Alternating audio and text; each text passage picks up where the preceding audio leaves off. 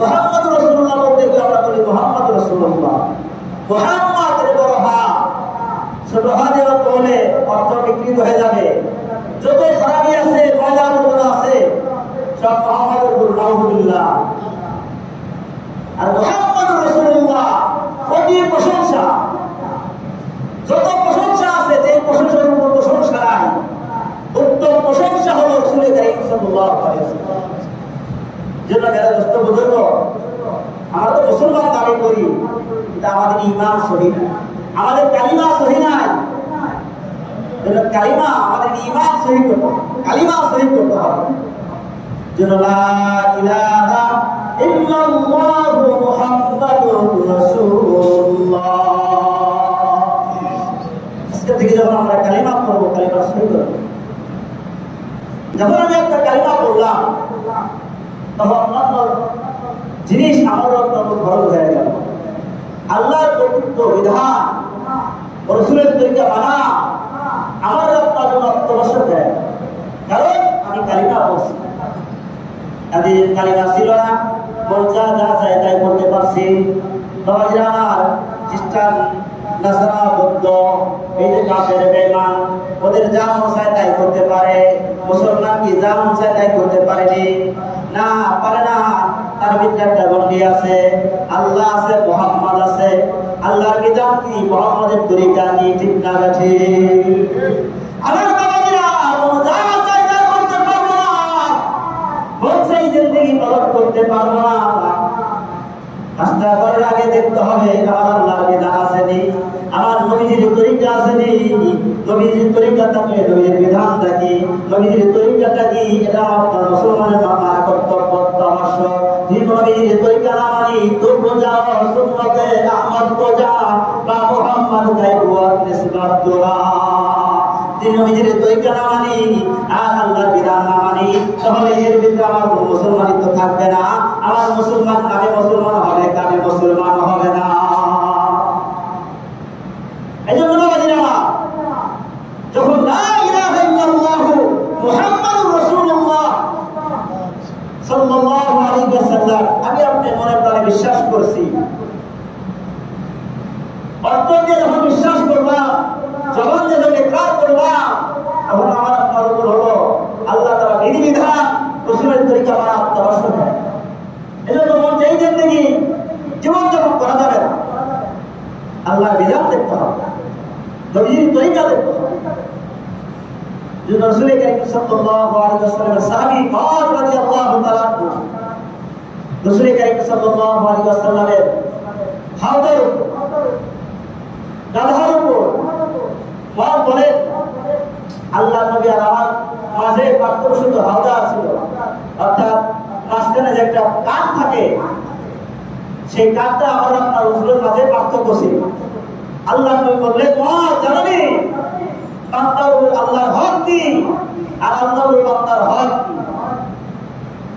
মুআয রাদিয়াল্লাহু তাআলা বললেন, আল্লাহু আ'লাম ওয়া রাসূল, আল্লাহ নবী আপনি আপনার আল্লাহ ভালো জানে, এই বিষয়ে আমার কোনো অভিজ্ঞতা নাই, আপনি বললে ভালো হয়। আল্লাহ নবী বললেন, বান্দার হক হলো আল্লাহর ইবাদত করবে, কোনো শিরক করবে না। বান্দার হক কি? আল্লাহর ইবাদত করবে, ইবাদত করতে গিয়ে শিরক করবে। ফামান কানা ইয়ারজু লিকা রাব্বিহি ফালইআমাল আমালান সালিহান ওয়া লা ইউশরিক বিইবাদাতি রাব্বিহি আহাদা।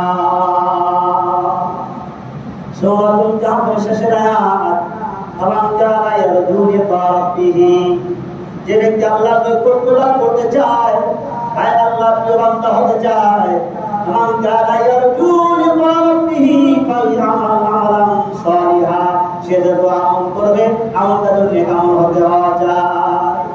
মান কানা ইয়ারজু, যে বান্দা আল্লাহর কাছে নৈকট্য লাভ করতে চায়, আল্লাহর কাছে যেতে চায়, আল্লাহর প্রিয় বান্দা হতে চায়, সে যেন ইবাদত করে, ইবাদতের ভিতরে নেক আমল করতে হবে, সালেহ আমল করতে হবে। মান কানা ইয়ারজু লিকা রাব্বিহি ফালইআমাল আমালান সালিহান। বাবাজিরা আমার, নেক আমল করতে গেলে শয়তান ঘুষা মারবে, আমাদের আমার যদি সম্পদ থাকে, ডাকাতের দল তাকে টাকা সম্পদ লুটপাট করার জন্য থেকে করে, যে তারা ভয় থাকে আমার অনেক সম্পদ হয়ে গেছে, তখন জানি ডাকাতের দল আমার সম্পদ লুটপাট করে নেওয়া যায়। তার যেমন ভয় থাকবে ওই ইমানদার যখন ইমান পালন করবে, ওই ইমানদার ভয় থাকতে হবে আমার আমলের ভিতরে যেন ঝামেলা না বেঁধে যায়, আমার আমলের ভিতরে যেন শিরক না ঢুকে যায়, আমার আমলের ভিতরে যেন আল্লাহ ছাড়া অন্য কারো ইবাদত না হয়, এইটা বান্দা কল্পনা করতে হবে, তাহলে সে পরিপূর্ণ ইমানদার হবে। কারণ কানা ইয়ারজু লিকা রাব্বিহি ফালইআমাল আমালান সালিহা ওয়া লা ইউশরিক বিইবাদাতি রাব্বিহি আহাদা। ইবাদত করতে গিয়া দুনিয়ার কারো ইবাদত শিরক করা যাবে না। আল্লাহ দুনিয়ার সব গুনাহ মাফ করে দিবেন। ওরে বান্দা, যখন তুমি শিরক করবা আনতাহাবাতা আমালাকুম, ওরে বান্দা তোমার দুনিয়ার সব আমল বাতিল হয়ে যাবে একমাত্র শিরক করার কারণে। শিরক করা যাবে, আল্লাহ দুনিয়ার সব মাফ করে দিবেন। ইন্না শিরকা লা যুলমুন আযীম। আল্লাহ তাআলা শিরকের গুনাহ মাফ করবেন। আমার বাবাজিরা, বুঝতে সহজ। আমরা বিয়ে শাদী করেছি, আমাদের স্ত্রীদেরকে আমরা ভরণ পোষণ দেই, সব দেই, যা চায় যা প্রয়োজন সব দিয়ে থাকি। স্ত্রী যখন পরকিয়া করে আমরা কি এটা মেনে নিব? আমরা কি মেনে নিব? কথা বলুন নাকি মেনে নিবেন? আপনারা বোঝা যায় মেনে নিবেন, আপনাদের কথার ভাব সঙ্গে মেনে নিবেন। না না না, আমরা এটা মেনে নিব না। আল্লাহ বলে বান্দা, আমি আল্লাহ তাআলা মহব্বত করে আদর করে তোদেরকে বানাইলাম, আমার ইবাদত করবি, আমার ইবাদত করতে গিয়ে যখন অন্য কারো ইবাদত করবি, আমি আল্লাহর ইবাদতের ভিতরে, আমি আল্লাহ তাআলার গভীর ভিতরে তোদের আমার এই হাম্পার বেশি লাগে না। বান্দা ইবাদত করবি, আমি আল্লাহর ইবাদত করবি। আল্লাহু আহাদ আল্লাহুস সামাদ। ওরে বান্দা, আমি বেনিয়াজ করে কথা বলি না, বান্দা দরজা লাগবে আমি আল্লাহ সব ব্যবস্থা করে দেই। এ বান্দা টেনশন কিসের? না, কোনো খাজা বাবার কাছে যাওয়া দরকার নাই, কোনো খাজা বাবার কাছে যাওয়া দরকার নাই। ইবাদত করবি তো খাজা ইবাদত করতে হবে, আমি মালিকের ইবাদত করবি। বান্দা তোর যা দরকার আমি আল্লাহ তাআলা সব দিব। মাওলাহুল মাওলা ফালাহুল কুল। বান্দা যদি আল্লাহর জন্য হয়ে যায়, গোটা পৃথিবী আল্লাহ তাআলা বান্দার জন্য করে দেয়। আর বাবাজিরা, কথা বলতেছিলাম, আমাদের স্ত্রী সব বরং পোষণ করে আমরা বরং করি। স্ত্রী যখন কারোর সাথে পরকিয়া করে আমরা বরদাস্ত করতে পারি না। আল্লাহ বলে বান্দা, তুমি যখন আমার ইবাদত করতে গিয়া যখন অন্য কারো ইবাদত করো, অন্য কাউকে শিরক করো, লাত উজ্জা শিরক করো, মকবুলের শিরক করো, আমি আল্লাহর কষ্ট লেগে যায়। এর বান্দা আমি আদর করে মহব্বত করে বানাইলাম, আমার তাকে আমার সাথে শিরক করবে না। বান্দা শিরক করা যাবে না। ওরে বান্দা, আমি বড় বড় চাহিদা দিছি, বান্দা তুমি গুনাহ করতে পারো, গুনাহ করার ইবাদত খাইছ আমি আল্লাহ তাআলা তোমাকে দান করেছি, ইবাদতের খাইছ আমি আল্লাহ তাআলা দান করেছি। এবং তুমি গুনাহ করবে আমি মাফ করে দিব।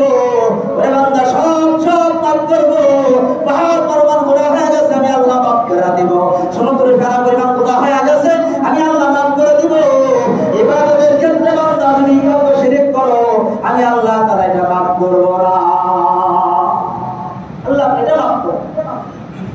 জন্য আল্লাহ আমাদেরকে ইবাদতের ক্ষেত্রে সব ক্ষেত্রে আল্লাহ তাআলা শিরক থেকে আল্লাহ তাআলা আমাদেরকে মুক্ত করুন। জবান করে বলুন আমিন।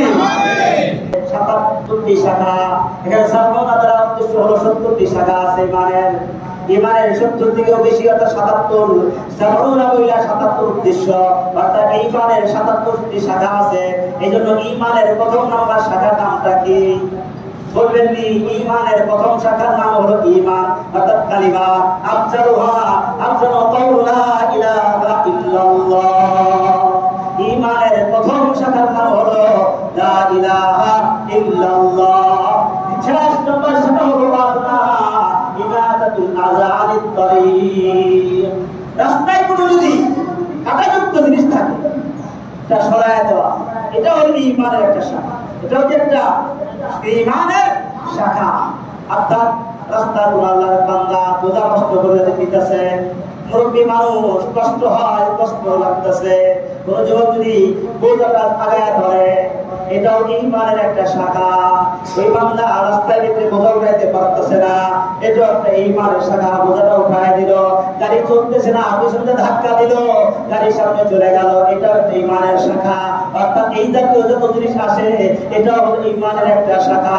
এই জন্য বাবাজিরা আমার, ইমাদাতুল আযানিত তারিক, রাস্তায় কোনো কাটাযুক্ত জিনিস থাকলে সেই কাটাযুক্ত দিকটা আমরা সরাই দেব। অর্থাৎ কাটাযুক্ত জিনিস বলতে রাস্তা চলাচল করতে মানুষের যদি কষ্ট হয়, বাঁশ থাকতে পারে, লোহা থাকতে পারে, সিমেন্ট থাকতে পারে, খোয়া থাকতে পারে, যে জিনিসটা মানুষের কষ্ট হয়, ওই কষ্ট জাতীয় জিনিস আমরা রাস্তা দিয়ে সরাই দেই। তাহলে নবীজি বলেন, তোমরা সাক্ষী থাকো আমার ওই নবী উম্মতের তার ভিতরে ঈমানের ঈমান আছে। তোমরা বুঝতে পারবা তার ভিতরে কি আছে? ঈমান। এজন্য বাবাজিরা ঈমান দৌলত একটা জিনিস। এজন্য মানুষ যখন ঈমান আনে, কালিমা পড়ে, আর ইসলাম ইয়াহদিউ মা কানা ক্বাবলা, ইসলাম কি করে দেয়? পূর্বে যত জিনিস আছে, পূর্বে যত গুনাহ আছে, পূর্বে যত মুনাফিকি আছে, পূর্বে যত বদমাশি আছে, পূর্বে যত খারাপি আছে, ইসলাম কবুল করার দ্বারা আল্লাহ তাআলা তার পিছের জিন্দেগির সব গুনাহ মাফ করে দেন। সুবহানাল্লাহ। সবাই বলেন না সুবহানাল্লাহ? সুবহানাল্লাহ। জবান দিয়ে বলেন সুবহানাল্লাহ। আল্লাহ তাআলা আমাদেরকে শিরক মুক্ত ইবাদত করার তৌফিক দান